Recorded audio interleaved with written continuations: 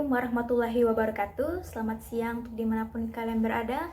Semoga dalam keadaan sehat selalu dan dirahmati oleh Allah Subhanahu wa Ta'ala. Baik, dalam kesempatan kali ini kami akan menyampaikan beberapa petunjuk teknis untuk peserta yang lolos ke dalam tahap kedua. Adapun beberapa hal yang ingin kami sampaikan yaitu mengenai ketentuan umum, ketentuan teknis, poin-poin penilaian, dan juga tanggal-tanggal penting dalam proses penilaian tahap kedua ini. Baik, untuk ketentuan umum, yang pertama, peserta harus menggunakan pakaian yang rapi dan juga sopan. Yang kedua, para peserta diharapkan untuk memperkenalkan diri, mengucapkan salam, dan juga menyebutkan jenis talenta yang diikuti.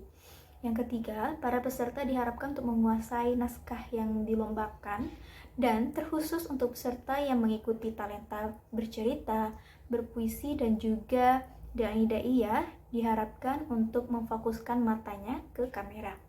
Yang keempat, para peserta diharapkan mampu mengekspresikan dirinya dengan baik melalui postur dan gerak tubuhnya yang relevan dengan tema yang diikuti. Dan yang terakhir, untuk ketentuan umum adalah video yang diupload oleh peserta diharapkan memiliki resolusi yang jernih dan juga pelafalan peserta yang jelas. Baik, yang kedua adalah ketentuan teknis. Yang pertama, video yang diupload oleh peserta memiliki durasi maksimal 10 menit. Yang kedua, setiap video yang diupload oleh peserta harus mencantumkan logo Yayasan Pondok Pesantren Umat Islam yang dalam hal ini akan dibagikan oleh panitia. Yang ketiga, untuk membantu audio yang jelas dan jernih, para peserta diharapkan untuk menggunakan mikrofon ataupun audio handphone lainnya. Yang keempat, khusus untuk perlombaan berkisah, puisi islami, dan dai-daiyah atau ceramah disarankan menggunakan backsound atau intro, namun tidak melebihi suara para peserta.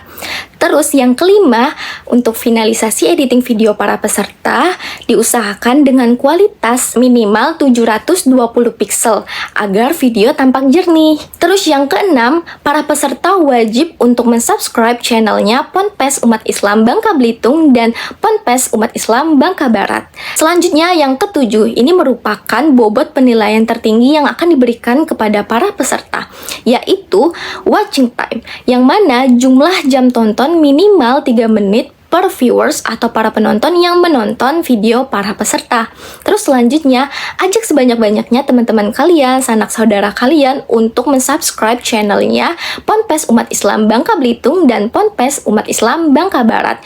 Dan jangan lupa juga untuk like, komen, dan share sebanyak-banyaknya video para peserta. Terus kedelapan, video diupload di Google Drive dengan menggunakan akun sekolah atau akun guru pendamping kalian, yang mana nanti linknya akan dikirim melalui Google Form yang disediakan oleh para panitia.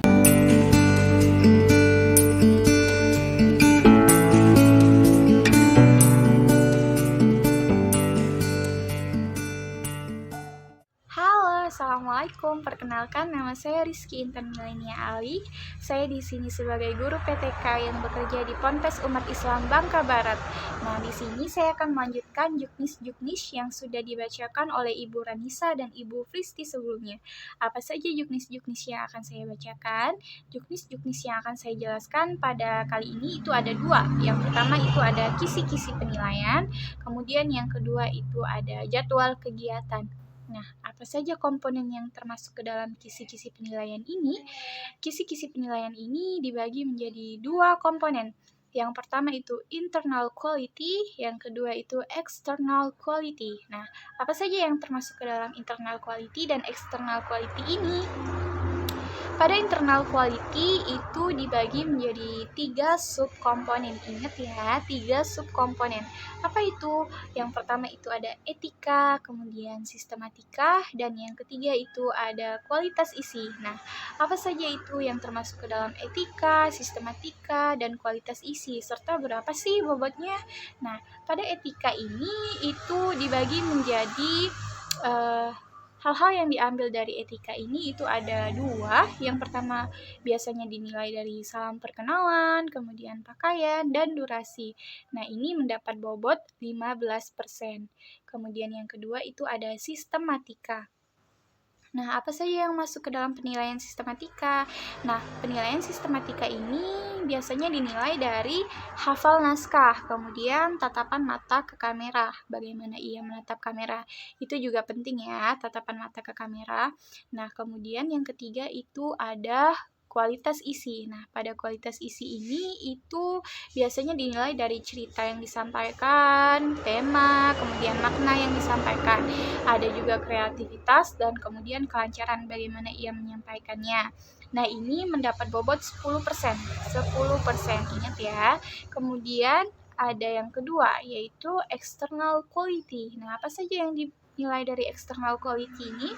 Yang pertama itu ada watching time, kemudian subscribe, like, comment, and share. Nah, berapa bobot yang didapatkan dari 3 subkomponen ini? Itu ada watching time. Watching time mendapat bobot 30%. Kemudian yang kedua itu subscribe. Nah, berapa subscribe dalam video itu? Itu mendapatkan bobot 20%. Kemudian yang ketiga itu ada like, comments, and share. Nah, ini juga termasuk ke dalam penilaian dan ini dinilai bobotnya 15%. Jadi dibuat sebagus mungkin ya videonya agar mendapatkan external quality yang baik. Watching time yang tinggi, subscribe, like, comment, and share-nya juga tinggi. Nah, selanjutnya juknis yang akan saya jelaskan itu ada jadwal kegiatan. Nah, jadwal kegiatan ini dimulai dari 8 Desember. 8 Desember ini ada pengumuman juknis kegiatan yang sedang saya bacakan ini. Dan selanjutnya itu ada 8 sampai 18 Desember. 8 sampai 18 Desember ini itu adalah proses pembuatan video para peserta, didampingi oleh guru pembimbing.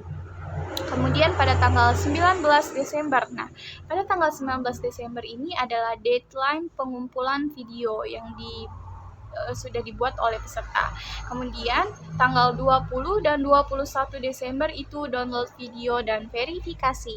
Kemudian tanggal 22 dan 23 Desember itu upload video yang terpilih ke YouTube Ponpes. Kemudian yang ke-22 Desember ini itu ada rating video berdasarkan watching time dan subscribe. Kemudian pada 10 Januari itu ada penetapan hasil juknis. Nah, itu tadi juknis-juknis yang sudah saya bacakan. Semangat ya buat siswa-siswi kita yang sudah lolos. Semoga bisa meningkatkan kemampuannya kembali dan menjadi pemenang dalam lomba ini. Oke? Terima kasih. Assalamualaikum warahmatullahi wabarakatuh.